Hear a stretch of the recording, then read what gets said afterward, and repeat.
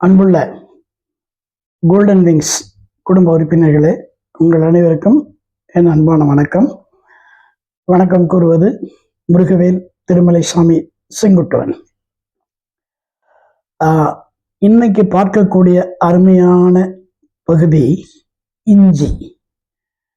இந்த இஞ்சி எப்போ ஃபேமஸ் ஆச்சுன்னா, தேவர் மகன் படத்துல கமல்ஹாசன் அந்த ஒரு காட்சியில பாடுற பாட்டு இஞ்சி இடுப்பழகி, அதுக்கப்புறம் தான் இஞ்சிக்கு ரொம்ப ஃபேமஸ் ஆயிடுச்சு போல. ஆனா இஞ்சியினுடைய மருத்துவ பயன்கள் ஏராளம் ஏராளம் ஏராளம். நம்ம கல்யாண வீட்டுல எல்லாம் போனோம்னா இலையில பதார்த்தங்கள் வைப்பாங்க, வசதிக்கு ஏற்ப 10 வகை 15 வகை 20 வகை 24 வகை பதார்த்தங்கள் வைப்பாங்க.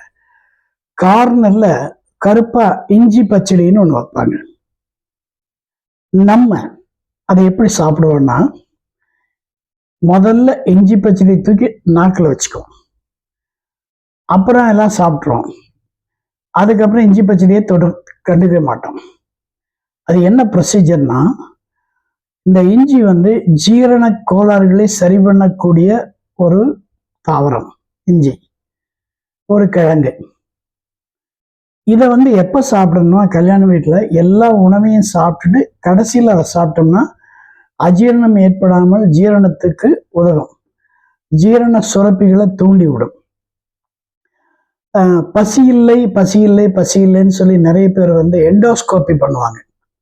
எண்டோஸ்கோப்பின்னா அது மாதிரி ஒரு நரக வேதனை வேறு எதுவுமே இல்லை. வாய்க்குள்ள டியூப் விட்டு அந்த டியூப் நேராக வயிற்றுக்குள்ள போய் இறப்பியில் அதனுடைய கேமரா எல்லாம் ஃபோட்டோலாம் எடுத்து எந்த அளவுக்கு இறப்பை டேமேஜ் ஆகிருக்கு அப்படின்லாம் கண்டுபிடிப்பாங்க. எண்டோஸ்கோப் ரொம்ப சிரமம். அதில் secretion of juices 4% hydrochloric acid இருக்கு. நம்ம வயிற்றுக்குள்ள சுரக்கிற சுரப்பியில் ஹைட்ரோக்ளோரிக் ஆசிட் 4%. சில பேருக்கு அது ஜாஸ்தி இருக்கும். அந்த அளவுக்கு தகுந்த மாதிரி அதனுடைய தொந்தரவுகள் ஜாஸ்தி இருக்கும். இதனை சமணப்படுத்துறதுக்குன்னு சொல்லி மருந்துகள்லாம் கொடுப்பாங்க. ஆன்டாசிட் டேப்லெட் அப்படின்னு கொடுப்பாங்க, ஆன்டாசிட் லிக்விட் கொடுப்பாங்க. இதெல்லாம் நிறைய இப்போ மார்க்கெட்டில் வந்துருச்சு. இந்த ஈனோஸ் அப்படின்னு சொல்லிட்டு போட்டோன்னே அப்படி விட்டோன்னா ஒருத்தர் ஏப்ப விடுவார். அந்த ஈனோ எடுத்து ஒரு டம்ளரில் கரைச்சி நீங்கள் டாய்லெட்டில் ஊற்றிங்கன்னா டாய்லெட் பளிச்சுன்னு ஆகிடும். அப்போது டாய்லெட்டில் இருக்க கிருமிகளை அழுக்க நீக்கக்கூடிய அளவு கெமிக்கல் அதில் இருக்குது. அதில் நிறைய flavours chocolate flavour, lemon flavour, ordinary flavour. வெறும் பேக்கிங் சோடா தான், வேற ஒன்றும் இல்லை. பேக்கிங் சோடாவில் கொஞ்சம் அதில் வாசனையெல்லாம் சேர்த்துருக்காங்க, இவ்வளோதான். இதே மாதிரி நிறைய வந்திருக்கு. ஆன்டாசிட் சிரப்ஸ் நிறைய, ஜெலுசில் அதெல்லாம் நிறைய வந்திருக்கு. நிறைய கொடுப்பாங்க. சில பேருக்கு ஒத்துக்கும், சில பேர் ஒத்துக்காது. சில பேருக்கு சாப்பிட்டோன்னா உடம்புலாம் அரிக்க ஆரம்பிக்கும், தடிக்க ஆரம்பிக்கும். அவங்க தெரியாமல் ஸ்கின் டாக்டர்கிட்ட போவாங்க, அவர் ஒரு மருந்து எழுதி கொடுப்பாரு. அது ஒத்துக்காமல் வயிற்றால போய் அதோ டாக்டர்கிட்ட போவாங்க. ஸோ இதுக்கு எல்லாத்துக்கும் முக்கிய காரணமே இரைப்பை. இந்த இரைப்பையில் இருக்க ஜீரண உறுப்பை சரி பண்ணிட்டோம்னா, ஜீரண சக்தியை சரி பண்ணிட்டோம்னா சுகர் வரவே வராது. ஜீரணம் ஆகாதனால தான் அந்த பகுதியானது நம்ம உடம்புல சர்க்கரையா மாறி உடம்புல ஏறுது. அப்ப இது எப்படி அப்படின்னு சொன்னா ரொம்ப சுலபம். என்னன்னா, நம்ம இஞ்சி சாறு குடிக்கணும். இஞ்சி சாறு என்ன அளவு குடிக்கணும், அது நிறைய குடிக்கப்படாது. ஒரு விரல் நீளம், இவ்வளவுதான் இஞ்சி. தோலை பூரா சீவி, அதுதான் பாய்சன். இஞ்சி தோலை ஃபுல்லா சீவிட்டு நல்லா கழுவிட்டு அதை மிக்சியில் அடித்து பேஸ்ட் மாதிரி பண்ணி அதில் தேன் மிக்ஸ் பண்ணி அதில் ஒரு டம்ளர் வாட்டர் மிக்ஸ் பண்ணி குடித்தா இஞ்சி சாறு நல்லாயிருக்கும். ஒன்று. ரெண்டாவது, இஞ்சி டீன்னு சில பேர் வீட்டில் கொடுப்பாங்க. அந்த இஞ்சி எடுத்து அப்படியே இது பூவாக சொரவணும்னா கொஞ்சம் வரும். அதை டீ கொதிக்கும் போது உள்ளே போட்டால் அது கூட ஒரு ஏலக்காய் போட்டு கொடுப்பாங்க. இஞ்சி டீ பிரமாதமாக இருக்கும், அதுவும் ரொம்ப நல்லது தான். பட் இது எல்லாத்த விட வெறும் சாறு, இஞ்சி சாறு மட்டும் தண்ணியில் வெதுவெதுன்னு தண்ணியில் கலந்து குடித்தோம்னா சற்று காரமாக இருக்கும். இஞ்சி தின்ன குரங்கு போல அப்படின்னு ஒரு பழமொழி இருக்கு. அது என்ன அர்த்தம்னா, ஒருத்தன் வாழைப்பழத்தை குரங்கு நல்லா சாப்பிடும். அதுக்காக என்ன பண்ணா, வாழைப்பழத்துக்குள்ள ஒரு சின்ன இஞ்சி துண்டை அப்படியே பொடி பொடியாக கட் பண்ணி உள்ளே வச்சு பேக் பண்ணி அதை கொடுத்தோன்னா முதல்ல 2 இது கடிச்சதை 3வது கடிக்கும் போது இஞ்சி சாறு போனோன்னு அதனுடைய முகம் கோரமாக மாறிச்சு. அதனால இஞ்சி தின்ன குரங்கு போல மூஞ்சி வச்சிருக்கான் பாரு அப்படிம்பாங்க. அதுதான் அந்த காரம் நம்ம உடம்புக்கு போகும். ஆனால் என்னன்னா, அந்த காரம் வாயில பட்டோடனே இந்த வாய்க்குள் இருக்க சலைவா பட்டோன்னே அது இமிடியேட்டாக அல்கலைன் ஃபார்மா மாதிரி உள்ளே போயிடுது, அல்கலாய்ட். அது உள்ளே போய் அந்த ஜீரணத்தில் இருக்க அசிடிட்டியை நியூட்ரலைஸ் பண்ணுது இஞ்சி சாறு. அப்போ இஞ்சி சாறுனா தீபாவளியெல்லாம் இஞ்சி லேகியம்னு ஒன்று பண்ணுவாங்க. தீபாவளி சமயத்தில் தீபாவளி நிறைய எண்ணெய் பதார்த்தமெல்லாம் சாப்பிடும்போது அதை டைஜஸ்ட் பண்ணுறதுக்கு இஞ்சி லேகியம்னு பண்ணுவாங்க. அது ஒன்றும் பெருசு இல்லை. இஞ்சி, வெல்லம், அப்புறம் கொஞ்சம் முந்திரி பருப்பு கொஞ்சம் போட்டு அடித்து அதை உருண்டையாக பண்ணி கொஞ்சம் நெய் ஊற்றி உருண்டையாக பண்ணி கொடுப்பாங்க இஞ்சி. ஒரு காலத்துலலாம் நம்ம பஸ்ஸில் போனோம்னா இஞ்சி முரபான்னு வித்துட்டு இருந்தாங்க. அதில் இஞ்சியும் சர்க்கரை பாகும் சேர்த்து சின்ன சின்ன கட்டியாக வச்சுருப்பாங்க. அதை வாயில் போட்டோம்னா அப்படியே நாக்கில் இருக்க சுரப்பிகள்லாம் சுரந்து வயிற்றுக்குள்ள நல்லா போகும். அது வாமிட்டிங் சென்சேஷன் வரும்போது டாக்டர்கிட்ட போனோம்னா வாமிட்டாக வருது அந்த இருக்குன்னா அவர் டாக்டர் ஒன்று எவோமின் அப்படின்னு ஒரு டேப்லெட் கொடுப்பாரு, ஒரு இன்ஜெக்ஷன் ஒன்று போடுவாங்க. அப்புறம் அது எஃபெக்ட் இருக்க வரைக்கும் இருக்கும், அப்புறம் திரும்ப வரும்.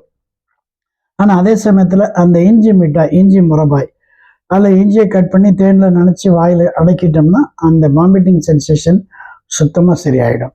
இஞ்சி இல்லாத வீடு கிடையாது, இஞ்சி இல்லாத சமையல் கிடையாது. இஞ்சியை தட்டி தட்டி போட்டு முதல்லலாம் இஞ்சி அறுத்தறுத்து போடுவாங்க வேகாது. இப்போல்லாம் இஞ்சியை தட்டி சாறு எடுத்து கலந்துடுறாங்க. இஞ்சி ரசம் வச்சுக்க நிறைய இடத்துல சாப்பிட்ருக்கேன். இஞ்சி ரசம் சூப்பராக இருக்கும். அதே மாதிரி இஞ்சி சாப்பாடு, வெறும் இஞ்சியில் சாப்பாடு. இஞ்சியை நல்லா திருவி, நல்லா பொடி பொடியாக திருவி அதை சாதத்தில் போட்டு அதில் கொஞ்சம் நெய், அதில் கொஞ்சம் லெமன் அப்படி புளிஞ்சு சாப்பிட்டா அந்த லெமன் சாதத்தோட டேஸ்ட்டை சுத்தமாக மாறி போயிடும். பட் எல்லாம் நம்ம வயிற்றுக்குள்ளே போகும்போது நன்மைக்காக தான் போகுது. அதனால ஒருத்தன் கேட்குறான், சார் நான் லெமன் சாதம் செய்யும்போது எண்ணெய் நிறைய ஊற்றலாமான்னு. அந்த எண்ணெயை அடிக்கிறதுக்காக தான் இஞ்சி சாப்பிட்றோம்.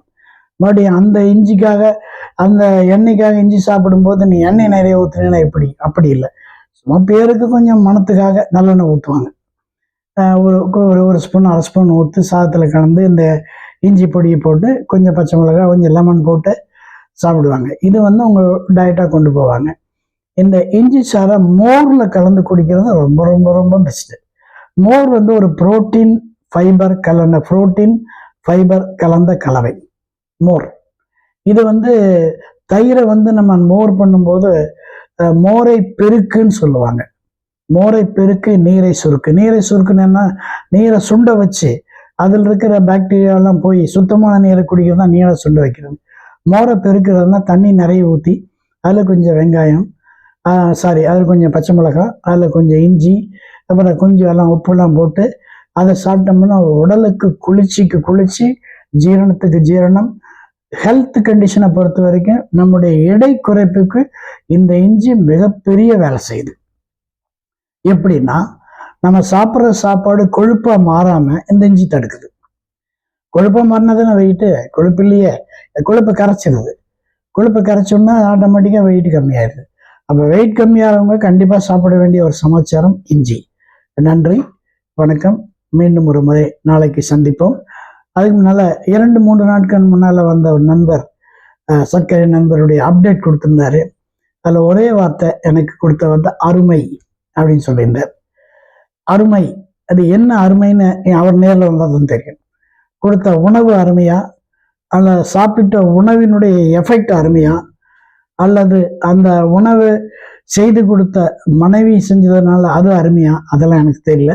பட் ஒரே வேர்டு அருமை அப்படின்னு சொல்லி கொடுத்துருந்தாரு. அவருக்கு என்னுடைய நன்றி. அதே மாதிரி எடை குறைக்கிறதுக்கு அப்படிங்கிறதுக்கு இதுவும் உணவு தான், எதுவும் உணவு தான். இந்த உணவு நான் என்னால் கொடுக்க முடியும், எவ்வளவு எடையாக இருந்தாலும். ஆனால் எடை குறைச்சிட்டிங்கன்னா, ஸ்லிம் ஆயிட்டோம்னா நம்ம பார்க்கறதுக்கு நல்லா இருப்போம். 1, உடம்பு ரொம்ப லைட் வெயிட்டாக இருக்கும். 2, எந்த வேலை செஞ்சாலும் சுறுசுறுப்பாக செய்ய தோன்றும். இல்லைன்னா எப்போ பார்த்தாலும் போய் படுத்துக்கலான்னே தோன்றும். அதனால் அந்த எடை குறைக்கிறதுக்கு தகுந்த உணவு தான். இப்போ அதுக்கு மெடிசன்லாம் கிடையாது. நிறைய மெடிசன்ஸ் எல்லாம் மார்க்கெட்டில் வருது. அது it will have it's side effect. உணவில் சைடு எஃபெக்டே கிடையாது. நம்ம சாப்பிட்ற உணவு, இயற்கையில் கிடைக்கிற உணவை நம்ம அதை ஒரு ஃபார்முலா படி சாப்பிட்றோம். அதனால் அதுக்கு சைடு எஃபெக்ட் வர சான்ஸே 100க்கு 110% கிடையாது. ஆகவே எடை குறைப்பதற்கும் இந்த உணவு கட்டுப்பாடு தேவை. இதை என்னால் செய்ய முடியும், சொல்ல முடியும். உங்கள் நண்பர்களுக்கு சொல்லுங்கள். நன்றி, வணக்கம், வாழ்க வளமுடன், வாழ்க வளமுடன், வாழ்க வையகம்.